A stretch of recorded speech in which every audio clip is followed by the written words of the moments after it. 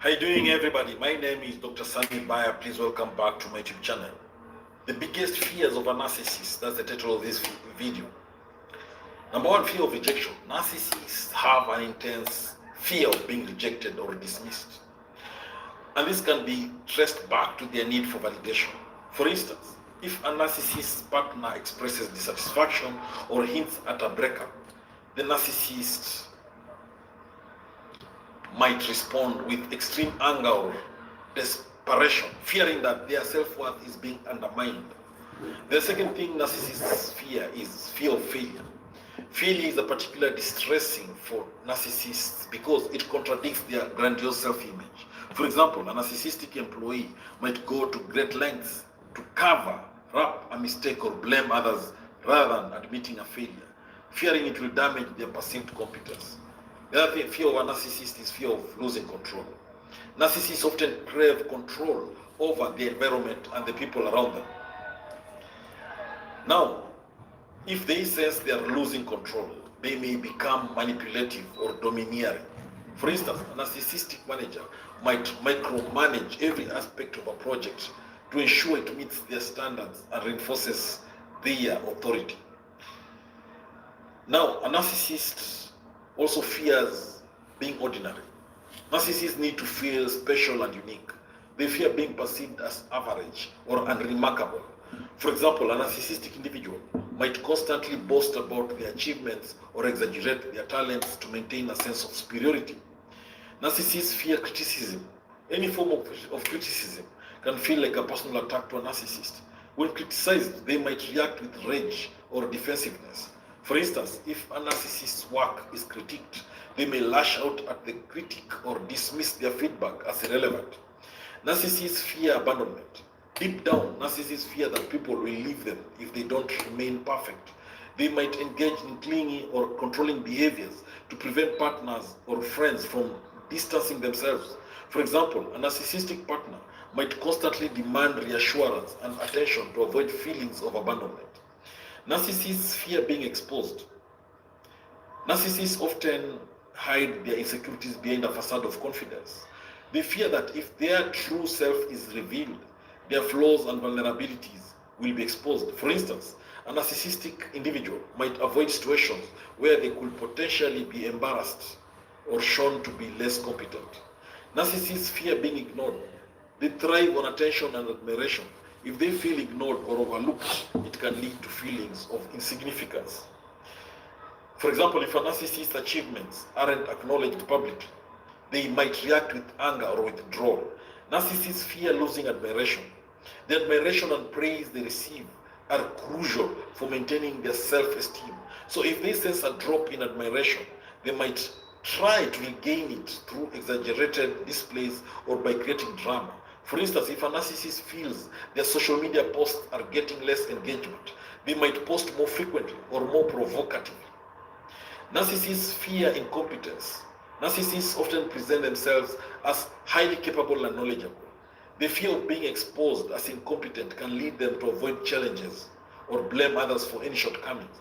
For example, a narcissistic student might avoid difficult assignments to prevent the risk of failure. Narcissists fear dependency. The narcissists struggle with the idea of being dependent on others, as it conflicts with their self-image of independence and superiority. For instance, a narcissist might refuse to ask for help even when needed because it would imply weakness. Narcissists fear losing status. Their self-worth is tied to their social status and accomplishments. If they perceive a threat to their status, they might engage in competitive or aggressive behaviors. For example, a narcissistic person might undermine a colleague to prevent them from gaining a promotion. Narcissists fear vulnerability. Showing vulnerability can be seen as a weakness by narcissists. They fear that exposing their true feelings or struggles will diminish their power or influence. For instance, a narcissist might avoid discussing personal issues or emotions to maintain a facade of invulnerability. Narcissists fear intimacy. They often struggle with genuine emotional intimacy because it requires vulnerability and selfishness and selflessness. They might sabotage close relationships out of fear that they will be exposed or hurt. For example, A narcissistic individual might push their partner away whenever the relationship becomes too emotionally deep. Narcissists fear being outperformed. Being outperformed or overshadowed by others can threaten a narcissist's sense of superiority. They may react with jealousy or hostility towards those who achieve more recognition or success. For instance, a narcissistic athlete might belittle a teammate who receives more praise. Narcissists fear being misunderstood. Narcissists want to control how they are perceived by others. If they feel misunderstood or misrepresented, it can lead to frustration or rage. For example, a narcissistic person might react strongly if someone comments on their behavior or decisions, feeling it misrepresents their intentions. The other big fear of a narcissist is fear of losing authority. Narcissists often seek positions of power and control. The fear of losing authority can make them cling to their positions or resist delegating responsibilities. For instance, a narcissist leader might micromanage their team to ensure they retain control. There's also the fear of mediocrity. Narcissists strive to stand out and be exceptional. The prospect of mediocrity or being perceived as average can be profoundly unsettling. For example, a narcissistic artist might obsess over making every work a masterpiece to avoid being seen as just another artist. Narcissists fear emotional pain.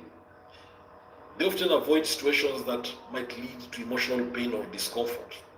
They might dismiss or minimize their own feelings and the feelings of others to avoid confronting emotional issues. For example, a narcissist might avoid dealing with a breakup by quickly jumping into a new relationship. Narcissists fear losing beauty.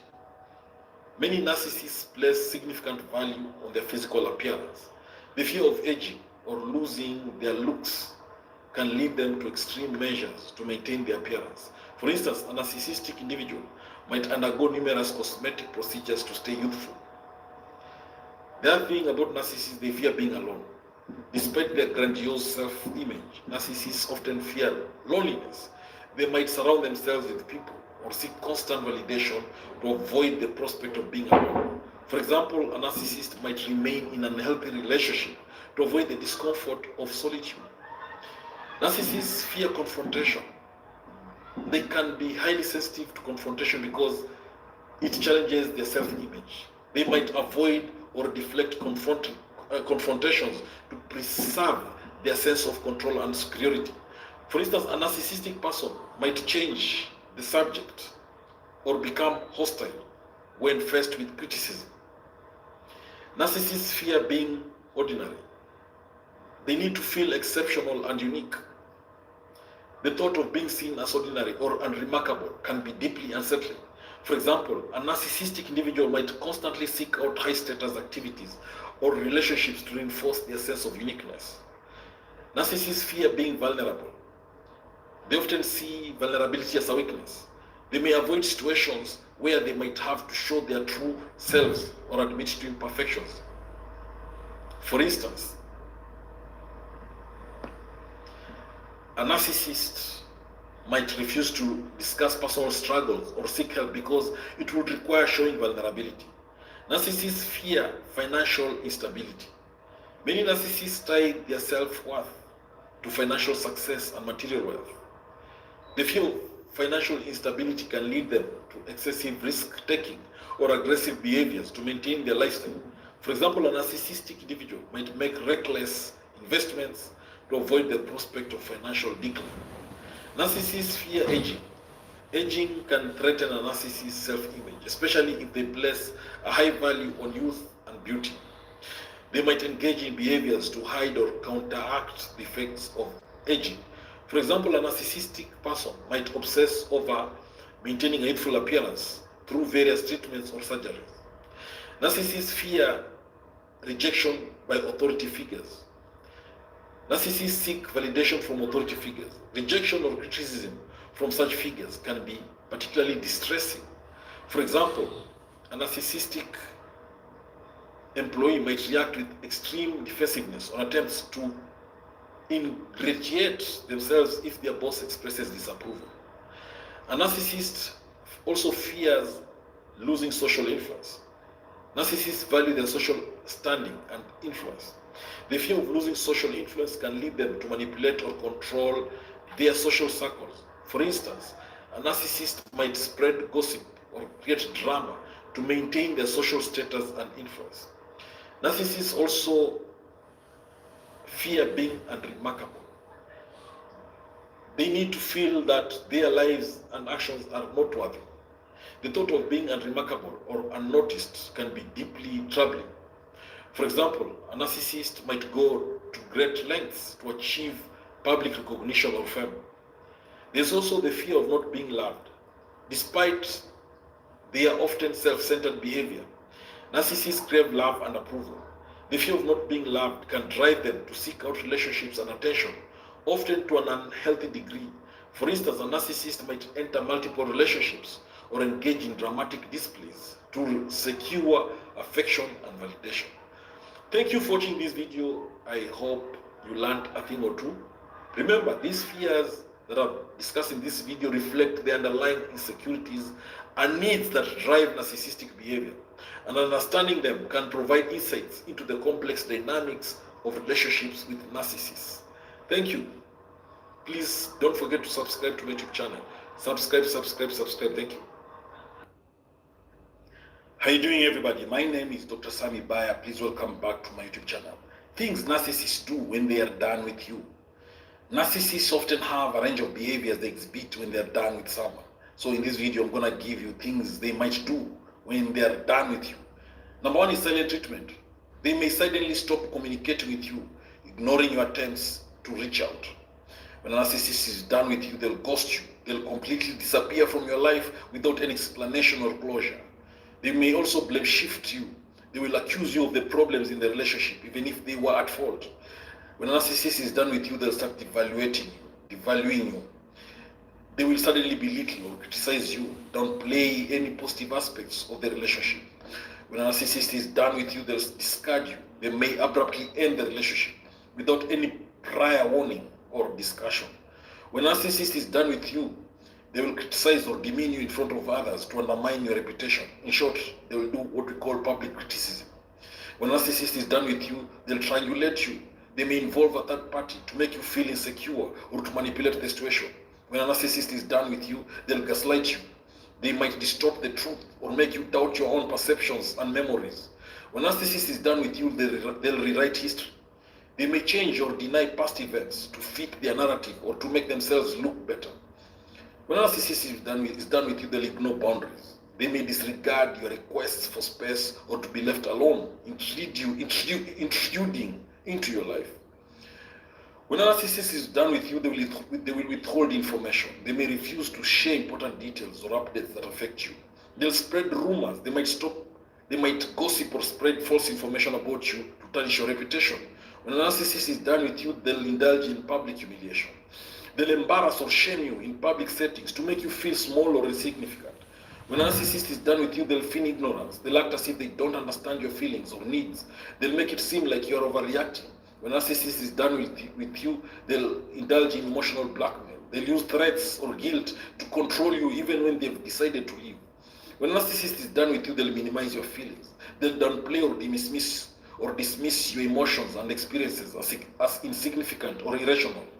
They'll undermine your relationships. They'll try to isolate you from friends and family by creating distrust or conflict. They may refuse to take responsibility for any harm they caused and blame you instead. Now, when a narcissist is done with you, they will use excessive flattery. They may use insincere compliments to manipulate you or to reinsert themselves into your life when convenient. When a narcissist is done with you, they'll give false promises. They make promises of change or improvement that they have no intention of keeping. When a narcissist is done with you, be ready for passive-aggressive behavior. They'll engage in subtle, indirect hostility, such as backhanded compliments or snide remarks. When a narcissist is done with you, be ready for withdrawal of affection. Stop showing any affection or warmth that was once a part of the relationship. That's what the narcissist will do. When a narcissist is done with you, they'll play the victim. They'll portray themselves as the victim of your supposed peace treatment to garner sympathy from others. They'll also refuse to acknowledge or accept any apologies you may offer, maintaining a sense of superiority. When a narcissist is done with you, be ready for competitive behavior. They'll try to one-up you or make you feel inferior, even in areas that don't matter to them. When a narcissist is done with you, they'll use others. They'll leverage new or old relationships to undermine or challenge you. They'll make you feel less important. When a narcissist is done with you, they'll avoid conflicts. They'll steer clear of any discussions or confrontations about the end of the relationship. They'll also idealize the past to make it seem like the relationship was perfect, shifting the blame to you. When a narcissist is done with you, they'll play hard to get. They'll act distant or disinterested to make you chase them, even when they've moved on. When a narcissist is done with you, they'll publicly celebrate the breakup. They'll act overly joyful or celebrate about the end of the relationship. When a narcissist is done with you, they'll dismiss your achievements. They'll belittle or downplay your successes and achievements to make you feel unworthy.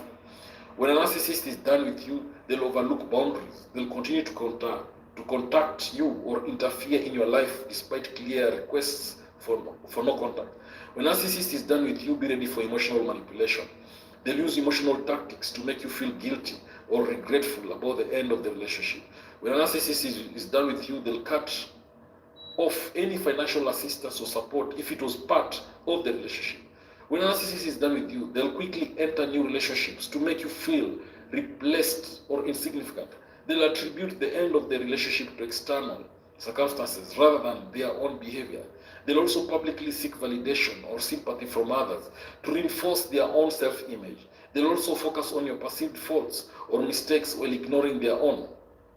They'll downplay or ignore the positive attribution, the positive contributions you made to the relationship. They'll also instigate unnecessary drama to make the breakup more chaotic or to draw attention. They'll also communicate with underlying resentment or hostility when discussing the breakup. They'll constantly shift the focus away from their own role in the breakup to your alleged failings. They'll also try to isolate you from mutual friends or social circles to further distance themselves. They'll disclose personal or sensitive information you shared with them to hurt or embarrass you.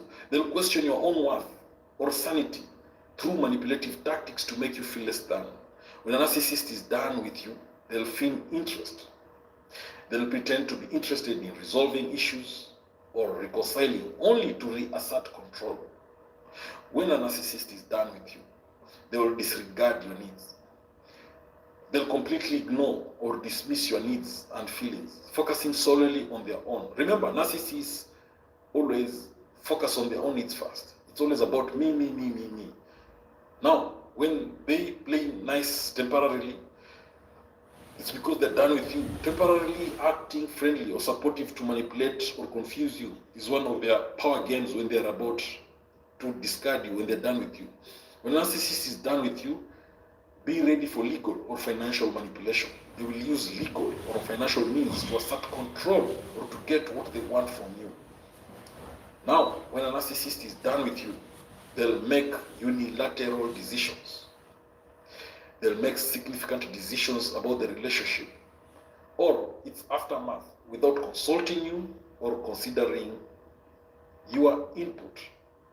Now, these behaviors that I've mentioned in this video reflect the manipulative and self-centered nature of narcissists, often leaving their former partners feeling confused, hurt, and devalued.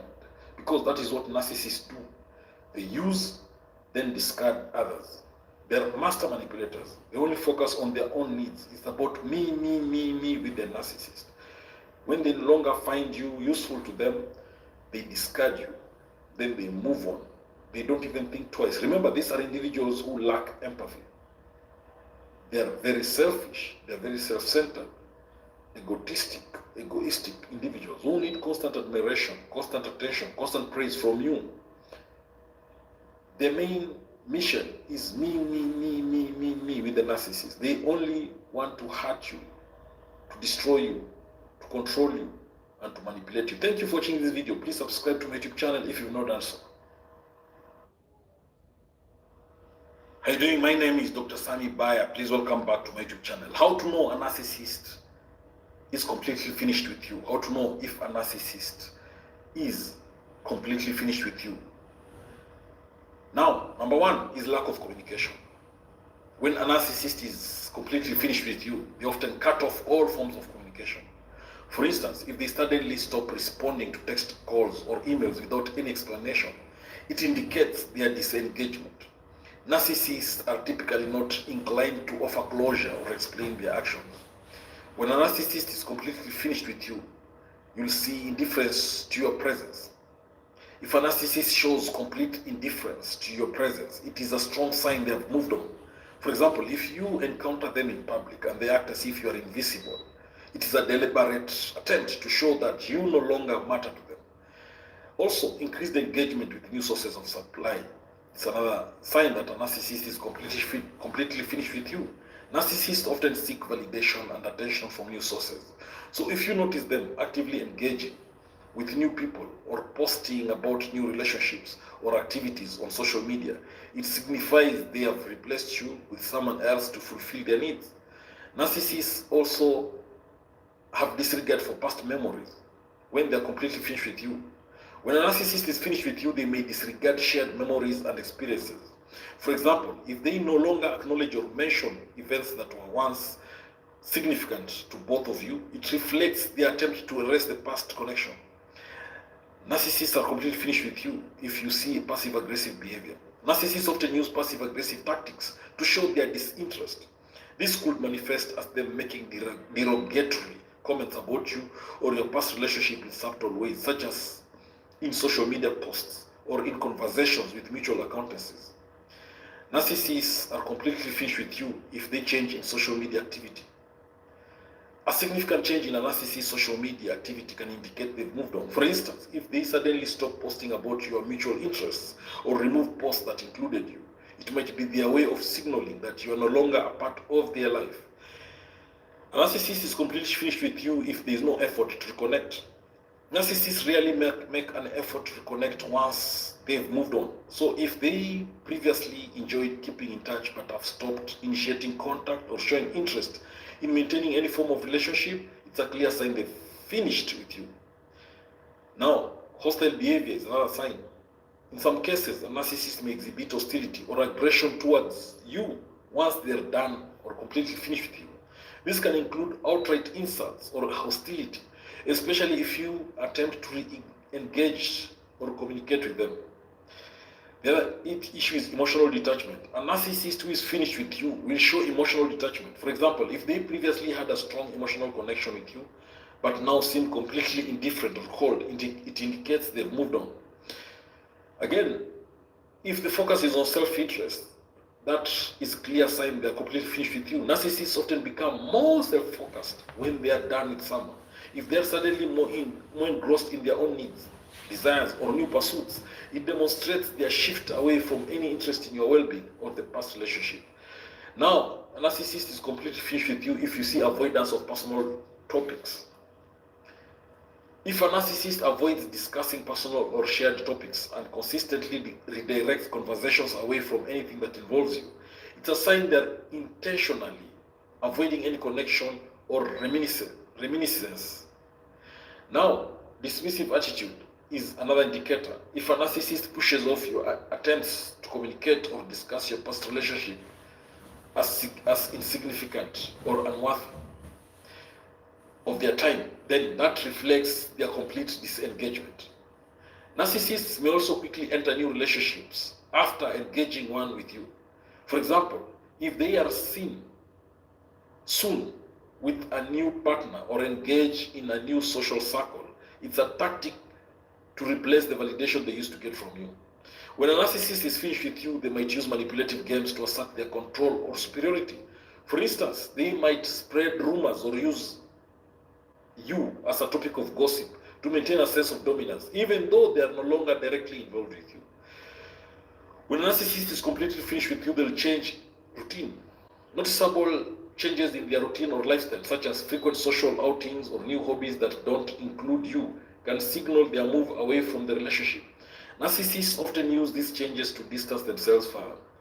Then there's inconsistency in behavior towards you, which can indicate that they are no longer invested If their treatment of you becomes unpredictable or seems to fluctuate between cold and indifferent, it suggests they are emotionally disconnected. Feedback from mutual friends can provide clues. If friends or acquaintances mention that the narcissist has talked about moving on or expressed disinterest in you, it reinforces the idea that they are finished with the relationship.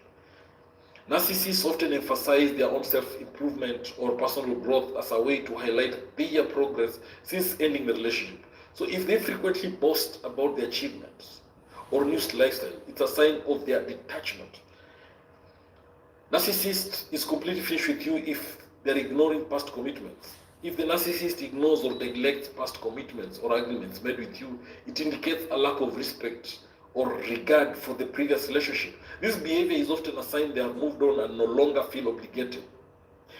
A narcissist is completely finished with you if they have no remorse or guilt. A narcissist finished with you will rarely show remorse or guilt about the end of the relationship. Their lack of emotional response or apology for any hurt caused demonstrates their emotional detachment. If a narcissist actively avoids any conflict or confrontation regarding the end of the relationship, it indicates their complete disengagement. They prefer not to address any lingering issues or feelings.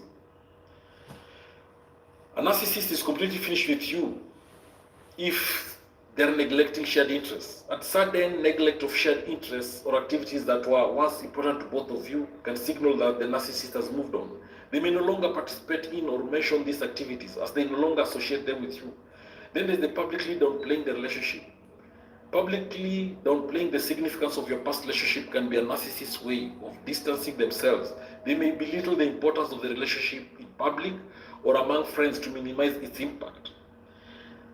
Narcissists, when they are completely finished with you, you'll see a significant shift in their priorities, where they focus solely on new interests or people.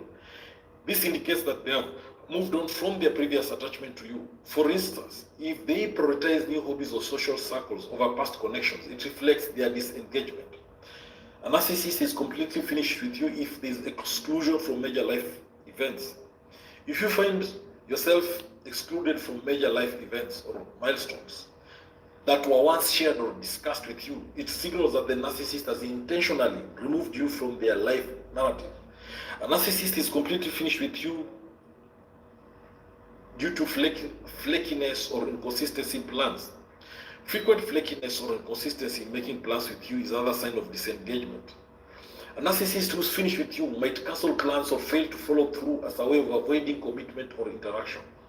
They also disregard your feelings. A blatant disregard for your feelings or emotional state indicates that the narcissist no longer cares about your well-being. For example, if they dismiss your attempts to discuss how the end of the relationship affects you, it shows their lack of empathy. A narcissist is completely finished with you because of their focus on their new image. Narcissists may focus heavily on cultivating a new image or persona post-breakup. If they appear obsessed with presenting themselves in a new light or attracting attention from others, it signifies their attempt to move past the relationship with you. Narcissists are completely finished with you when you see withdrawal from shared spaces. Withdrawal from shared physical spaces or environments that remind them of you is a tactic to avoid any emotional triggers related to the relationship. If they avoid places or events you frequented together, it reflects their attempt to distance themselves. And finally, when a narcissist is completely finished with you, you'll see an nonchalant attitude towards closure. A narcissist who's finished with you will often show a nonchalant attitude towards any attempts at closure or reconciliation. Their lack of interest or effort in providing closure is a clear sign they have emotionally and psychologically moved on. So recognizing these behaviors can help you understand that a narcissist has truly finished with you. And each sign that I've mentioned in this video may vary depending on the individual's specific characteristics and how they manage their relationships. Thank you for watching this video. Please hit that subscribe button. Make sure you hit the notification bell as well. And don't forget to share this video widely to all those who may need it. Remember, knowledge is power, information is power, and learning is the superpower. Let's build each other up. Let's grow together. Hey, remember, knowledge is power. Don't forget to subscribe to my YouTube channel. How you doing, everybody? My name is Dr. Sammy BAYA. Please welcome back to my YouTube channel. Things narcissists do when you move on. That's the title of this video. Number one, they attempt to reignite contact. Narcissists often reach out after a breakup to test if you've truly moved on. This can involve messages, calls, or even in-person confrontations, usually disguised as casual check-ins. When you move on, a narcissist will try to indulge in manipulative guilt-tripping. They might try to make you feel guilty for moving on, often by highlighting how much they've suffered or how unfairly they think they were treated. When you move on, the narcissist will give false apologies. A narcissist might offer a half-hearted apology, not to genuinely make amends, but to create an emotional opening or re-establish a connection. When you move on, a narcissist will get to start smearing your name. They'll go on smear campaigns. They might spread rumors or negative information about you to mutual friends, family, or on social media to damage your reputation and make you seem like the bad guy. When you move on, the narcissist will start becoming jealous. When you expect passive-aggressive or overt displays of jealousy, especially if they see you with someone new, they may try to belittle your new partner or your happiness. When you move on, the narcissist will start love bombing you. If they sense you're moving on successfully, they might resort to love bombing. That is showering you with excessive affection and attention to lure you back into their orbit. When you move on, the narcissist will play the victim. Narcissists often portray themselves as the victim of your departure, exaggerating their sufferings and casting themselves as the wrong party to gain sympathy. When you move on, the narcissist will undermine your new relationship. They may try to create friction between you and your new partner by spreading false information or subtly criticizing your choices. When you move on, the narcissist will start triangulating you. They might involve a third party, such as an ex or a friend, to create drama or manipulate your emotions and decisions. When you move on, a narcissist will start controlling behavior. Even after a breakup, they may attempt to control you through manipulative tactics, like demanding updates on your life or trying to dictate your actions. When you move on, a narcissist will seek validation. They might reach out to gauge how you feel about them, seeking validation or confirmation that they still have an impact on your emotions. When you move on, the narcissist will publicly humiliate you. They'll try to embarrass you publicly, either through social media posts or by making disparaging comments in public settings. When you move on, the narcissist will start manipulating you financially. If you share financial responsibilities, they might use money as a tool to control or punish you, either by refusing to settle accounts or by making financial demands. When you move on, expect love triangles. They might flaunt new relationships to provoke jealousy or to make you feel as if you've been replaced quickly, thereby diminishing your sense of worth. When you move on, the narcissist may distort reality or manipulate tactics or manipulate things like they'll manipulate even facts to make you question your own perceptions and feelings about the breakup. In short, they will start gaslighting you. When you move on, the narcissist will threaten and intimidate you. In extreme cases, narcissists might resort to threats or intimidation to re-establish control or to coerce you into compliance. They'll also indulge in obsessive behavior. They might become obsessively focused on your personal life, tracking your activities and attempting to invade your privacy. When you move on, the narcissist will sabotage you. They might try to sabotage your new relationship or personal success to prove they still hold power over you or to exact revenge. When you move on, the narcissist will indulge in self-destructive behavior. They might engage in self-destructive actions to gain sympathy or to make you feel responsible for their well-being. When you move on, the narcissist will gaslight through mutual contacts. They may manipulate mutual friends or family to make you look bad, often by spreading false information or creating conflicts. When you move on, the narcissist will feign indifference. They might act as if they are completely indifferent to your departure, while secretly being deeply affected and trying to undermine your happiness. When you move on, the narcissist will start blackmailing you emotionally. They could attempt to use emotional blackmail, such as threatening self-harm or claiming they can't live without you to elicit a response from you. When you move on, narcissists might project their own negative traits onto you, accusing you of the very behaviors they are guilty of, to deflect responsibility and shift blame. When you move on, expect legal threats. If there are legal ties such as custody arrangements or shared property, they might use legal threats as a way to control or punish you. When you move on, the narcissist will start public displays of new relationships, They might flaunt their new relationships publicly to make you feel like you're missing out or to highlight how quickly they've moved on. When you move on, the narcissist will claim credit. They might try to take credit for any of your achievements or successes that occurred during or after the relationship, suggesting they played a role in your accomplishments. When you move on, the narcissist will indulge in disrespectful behavior. Narcissists often have difficulty accepting boundaries, so they might continue to show up at places you frequent or disrupt your life in other ways. When you move on, the narcissist will use your weaknesses against you. They may exploit your vulnerabilities or past insecurities to manipulate or upset you, often under the guise of concern or care. When you move on, the narcissist will play nice. They might initially appear cooperative or friendly to lull you into a false sense of security before resuming manipulative behaviors. When you move on, the narcissist may completely avoid you or refuse to acknowledge your existence. They might try to emotionally detach or erase you from their life. When you move on, the narcissist may spread lies about your intentions.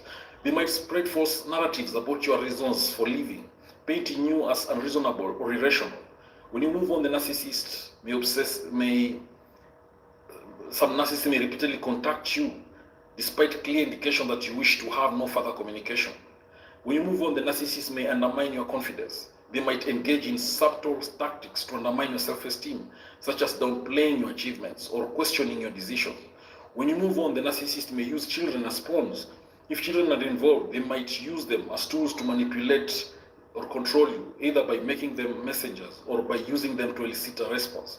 When you move on, narcissists may often disregard personal boundaries, so they might try to push past your limits, whether emotionally, physically, or digitally. When you move on, the narcissist may offer conditional support. They might offer support or help, but only under certain conditions that suit their needs or desires. When you move on, the narcissist may deny their behavior. They may completely deny or downplay any wrongdoing, making you feel as though the problems in the relationship were entirely your fault. When you move on, the narcissist may revisit old arguments. They might bring up past issues or arguments to create conflict and reopen old wounds, keeping the drama alive. When you move on, the narcissist may feign ignorance. They might act as if they don't understand why you left or why you are upset. They may use this pretext to avoid taking responsibility. When you move on, the narcissist may seek revenge. Narcissists may attempt to exact revenge for your departure by targeting your personal or professional life in vindictive ways. They may create drama. They might manufacture or exaggerate situations to create drama or conflict, keeping you emotionally entangled. When you move on, the narcissist may constantly change behavior. Their behavior might be unpredictable, swinging from charm to hostility, to keep you off balance and unsure of where you stand. When you move on, the narcissist may pretend to change. They might promise to change or seek help to make you reconsider, though such promises are often insincere and short-lived. When you move on, the narcissist may attempt to reconcile. They might propose reconciliation under false pretenses, aiming to re-establish control or avoid facing the consequences of their actions. When you move on, the narcissist may involve mutual acquaintances or family members to mediate or intercede, often using these people to further their own agenda. When you move on, the narcissist may feel neediness. They might act as though they need you for emotional support or practical reasons, trying to lure you back into their life. When you move on, the narcissist might use flattery or compliments to lower your defenses and manipulate you into reconsidering your decision to move on. When you move on, the narcissist may attempt to isolate you. They may try to isolate you from friends and family who support your decision, creating confusion and doubt. When you move on, the narcissist might reinterpret past events to cast themselves in a better light or make you seem unreasonable, often to justify their current actions. When you move on, the narcissist might try to make you feel emotionally or financially dependent on them, subtly undermining your independence and self-sufficiency. So, navigating a relationship with a narcissist and moving on can be incredibly challenging. Understanding these behaviors that I've mentioned in this video can help you maintain boundaries and protect your well-being. Thank you for watching this video. Please subscribe to my YouTube channel if you've not done so. How are you doing, everybody? My name is Dr. Sammy BAYA. Please welcome back to my YouTube channel. Signs a narcissist is about to discard you. That's the title of this video. Number one is emotional withdrawal. A narcissist may start to emotionally withdraw from you. For instance, if they suddenly become distant and show a lack of interest in your life or feelings, it could be a sign they're they're preparing to end the relationship. Also, reduced communication is another sign a narcissist is about to discard you. If you notice a significant decrease in the frequency or depth of their communication, it may indicate they are disengaging. For example, they might reply to your texts with one-word answers or delay responses significantly. A narcissist is about to discard you if you see increased criticism. As a narcissist nears the discard phase, they might start criticizing you more harshly. If they begin pointing out flaws or mistakes that previously went unnoticed, it could be a prelude to ending the relationship. A narcissist is about to discard you if you see blame shifting. Narcissists often deflect responsibility for problems in the relationship. If they start blaming you for issues that previously seemed manageable, this could be a tactic to justify their decision to discard you. A narcissist is about to discard you if you have less time spent together. A marked reduction in the amount of time they spend with you can be a sign of imminent discard.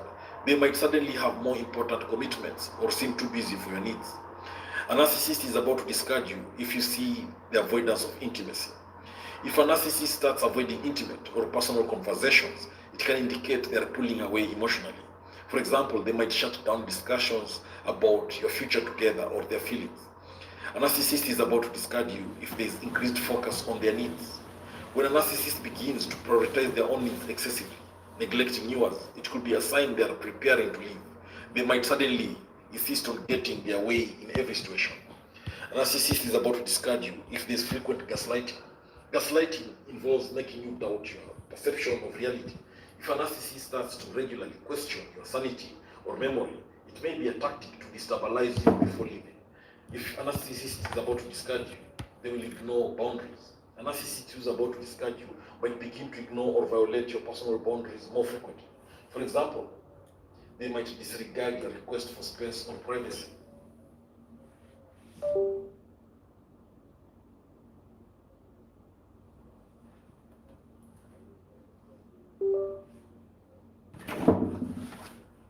How are you doing, everybody? My name is Dr. Sammy BAYA. Please welcome back to my YouTube channel. Signs a narcissist is about to discard you. That's the title of this video. Number one is emotional withdrawal. A narcissist may start to emotionally withdraw from you. For instance, if they suddenly become distant and show a lack of interest in your life or feelings, it could be a sign they're preparing to end the relationship. Also, reduced communication is another sign a narcissist is about to discard you. If you notice a significant decrease in the frequency or depth of their communication, it may indicate they are disengaging. For example, they might reply to your texts with one-word answers or delay responses significantly. A narcissist is about to discard you if you see increased criticism. As a narcissist nears the discard phase, they might start criticizing you more harshly.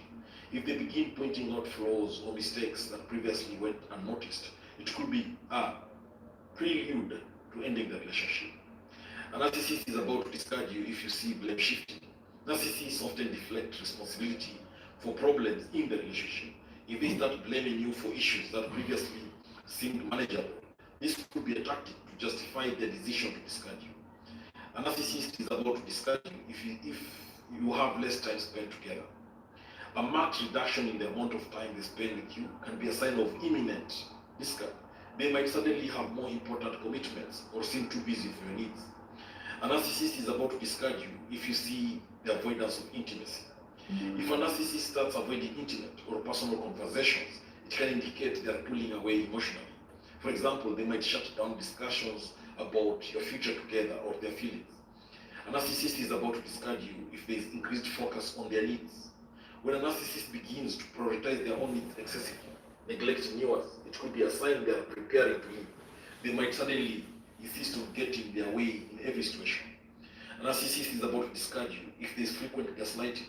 Gaslighting involves making you doubt your perception of reality. If a narcissist starts to regularly question your sanity or memory, it may be a tactic to destabilize you before leaving. If a narcissist is about to discard you, they will ignore boundaries. A narcissist who is about to discard you might begin to ignore or violate your personal boundaries more frequently. For example, they might disregard your request for space or privacy. A narcissist who is about to discard you will have a drastic shift in behavior or attitude, such as becoming colder or more critical, often signals that they are no longer interested in maintaining the relationship. A narcissist who is about to discard you they'll seek attention elsewhere. If a narcissist begins seeking validation or attention from others, such as through social media or new acquaintances, it might indicate they're preparing to leave you behind. A narcissist is about to discard you if there is dismissal of your achievements. When a narcissist starts to belittle or dismiss your accomplishments, it could be a sign they're losing interest. They might downplay your success or act indifferent to your achievements. When a narcissist is about to discard you, there'll be lack of future planning. If a narcissist avoids discussions about future plans or makes statements indicating a lack of commitment, it could signal they are not invested in continuing the relationship. If a narcissist is about to discard you, there'll be unwillingness to compromise. Narcissists are often unwilling to make compromises. So if they become even less willing to find middle ground on important issues, it might suggest they are preparing to end the relationship. If a narcissist is about to discard you, there will be isolation from support networks. They might try to isolate you from your friends and family as they prepare to discard you, making you more dependent on them and less able to speak or less able to get support from others. If a narcissist is about to discard you, there will be indifference to your problems. A narcissist who is about to discard you may show indifference or lack of empathy towards your personal problems or emotional struggles. For example, they might dismiss your concerns as unimportant. When a narcissist is about to discard you, there will be increased secretiveness. If they become more secretive about their activities or whereabouts, it could be a sign they are engaging with someone else or preparing to leave. When a narcissist is about to discard you, there will be decreased physical affection. A noticeable drop in physical affection, such as hugs, kisses, or cuddling, might indicate that they are emotionally detaching and preparing to discard you. When a narcissist is about to discard you, there will be frequent mood swings. If their mood swings become more erratic or extreme, it could be a reflection of their internal decision to end the relationship. If a narcissist is about to discard you, they will not apologize. Narcissists typically avoid apologizing. If they become even less likely to admit fault or apologize for their actions, it could signal they are less invested in maintaining the relationship. If a narcissist is about to discard you, there will be increased focus on their image. A narcissist preparing to discard you might become more obsessed with their public image or social status, seeking validation from others as they distance themselves from you. If a narcissist is about to discard you, there will be frequent comparisons. If they start comparing you unfavorably to others, it might be a sign they are considering ending the relationship. They might highlight how others are better or more successful.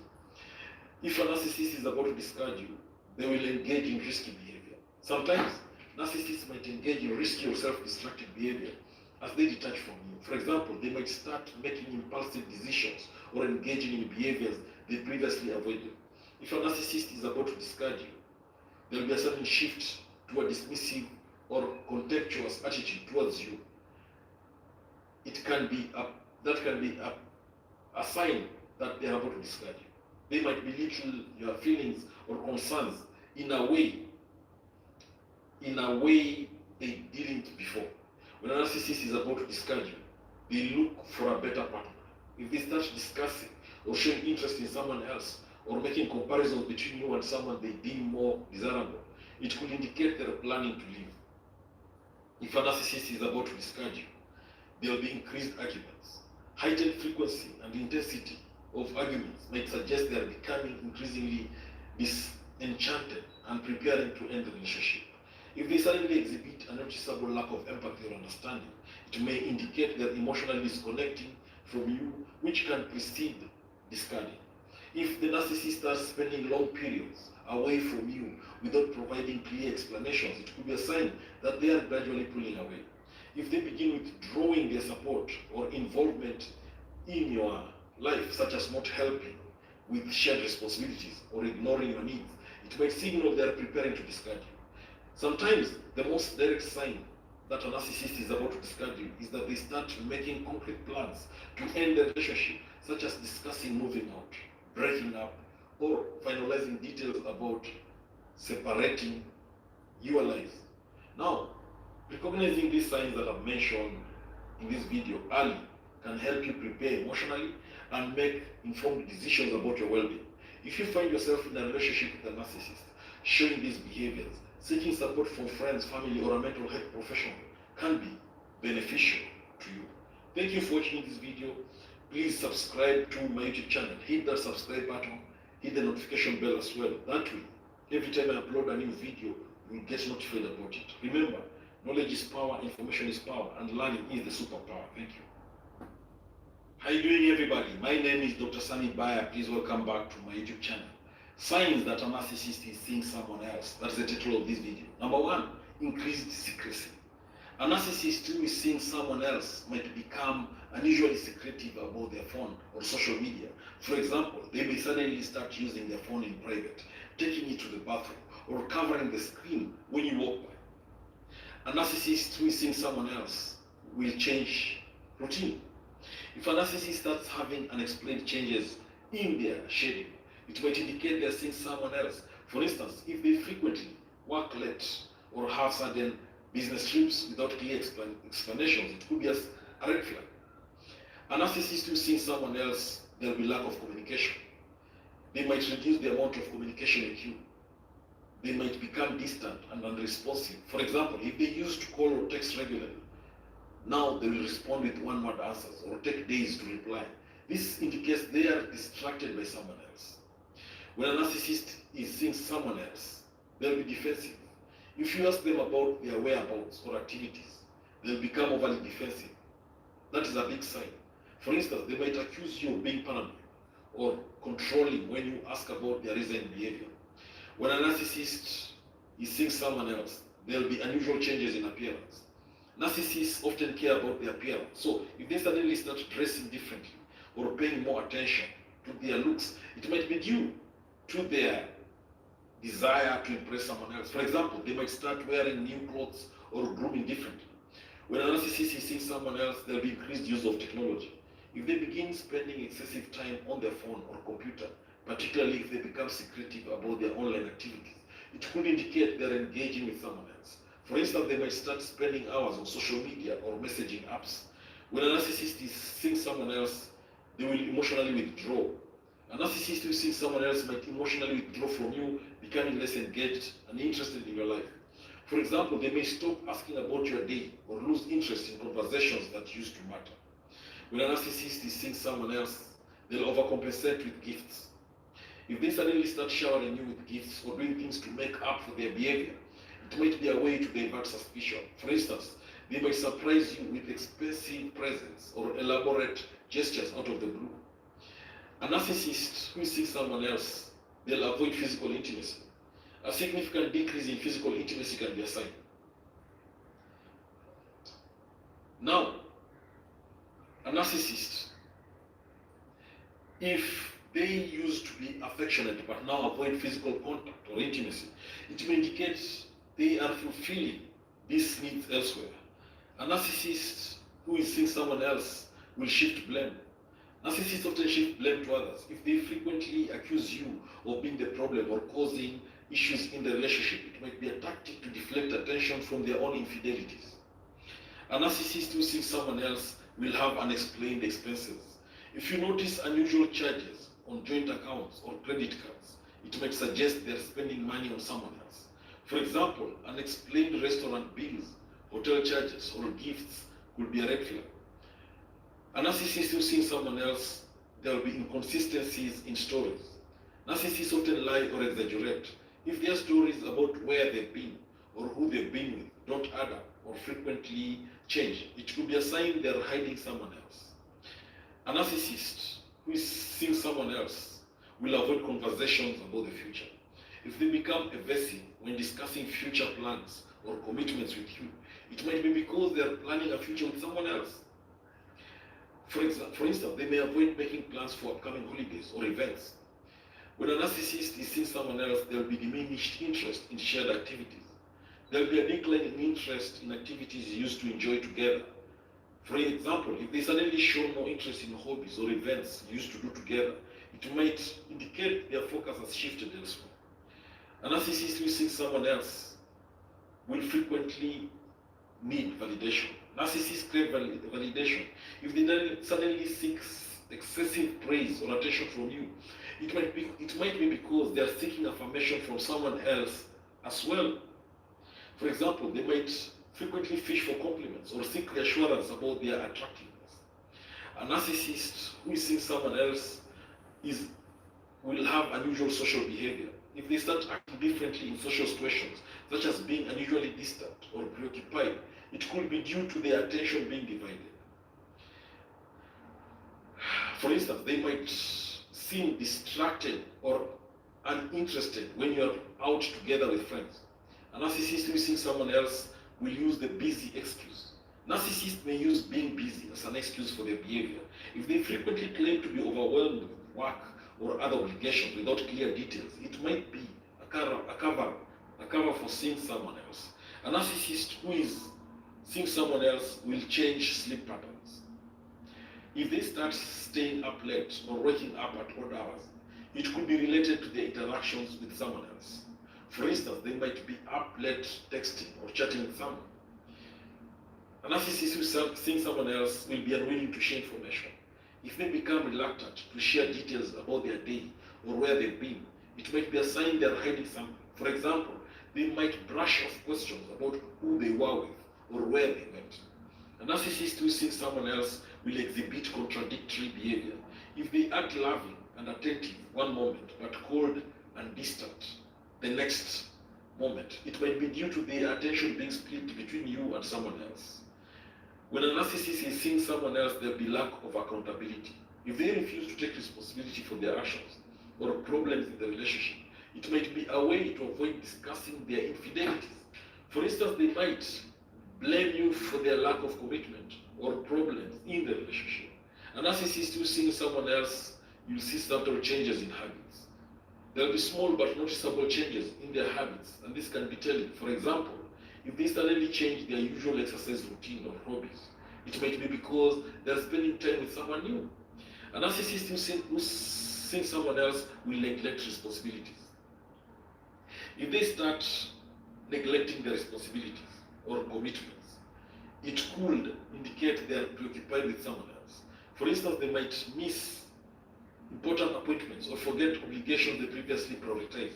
A narcissist who sees someone else will engage in flirtatious behavior. If they start behaving in a flirtatious manner, either in person or online, it could be a sign they are involved with someone else. For example, they might be overly charming or attentive to others in a way that seems out of character. A narcissist who sees someone else will have increased time away from home. If they spend more time away from home than usual without clear reasons, it might be due to seeing someone else. For instance, they might frequently go out with friends or claim to have extended work commitments. A narcissist who sees someone else there'll be overreaction to privacy concerns. If they react with excessive anger or frustration when you express concern about their privacy or secrecy, it might indicate they're hiding something. For example, they might accuse you of invading their privacy when you ask about their phone or computer use. A narcissist who sees someone else will have changes in communication style. If they suddenly change how they communicate with you, such as being more formal or distant, it could be a sign of seeing someone else. For example, they might stop using affectionate language or sharing personal thoughts. A narcissist who sees someone else, there will be fluctuating affection. Narcissists might show inconsistent affection, being overly loving one moment and indifferent the next. This fluctuation can be a sign that their attention is divided. For instance, they might shower you with affection after a period of being distant. A narcissist who sees someone else will have obsessive need for attention. If they suddenly become overly focused on getting attention or admiration from you, it might be because they are seeking validation from someone else. For example, they might constantly seek praise or need you to reassure them of their worth. And finally, a narcissist who is seeing someone else will hesitate to introduce you to new friends. If they are hesitant or unwilling to introduce you to new people in their life, it might be because they are seeing someone else. For example, they might avoid setting up social gatherings where you could meet new friends or acquaintances. All these signs that I've mentioned in this video can be indicative of a narcissist seeing someone else, though it is essential to consider the broader context of the relationship and other behaviors before drawing conclusions. Thank you for watching this video. If you love it, please hit that subscribe button. Share this video widely to all those who may need it. Remember to subscribe to this YouTube channel. And share this video widely. Remember, knowledge is power, information is power, and learning is the superpower. Please subscribe. And don't forget to hit that notification bell. Subscribe, please. How you doing, everybody? My name is Dr. Sammy BAYA. Please welcome back to my YouTube channel. Behaviors of a cheating narcissist. That's the title of this video. Number one, excessive secrecy. A cheating narcissist often becomes secretive about their phone or computer. For instance, they might suddenly start using the devices with heightened discretion, like texting or browsing with the screen facing away from you, or locking their phone immediately when you approach. A cheating narcissist will alter routine. They may exhibit unexplained changes in their routine. For example, if they start working late frequently or taking sudden unexplained business trips without providing details, it could be a sign they are meeting someone else. A cheating narcissist will have diminished interest in you. A marked decrease in their interest and attention towards you is common.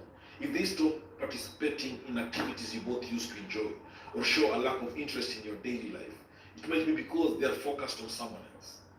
A narcissist who is cheating on you will be emotionally distant. A cheating narcissist may become emotionally distant. For example, if they no longer engage in meaningful conversations or seem detached when you discuss personal matters, it could indicate their emotional energy is being directed elsewhere. A cheating narcissist is overcompensatory in their behavior. They might overcompensate with excessive gifts or grand gestures. For instance, if they suddenly start buying you expensive gifts or planning elaborate dates without any apparent reason, it could be an attempt to divert suspicion from their infidelity.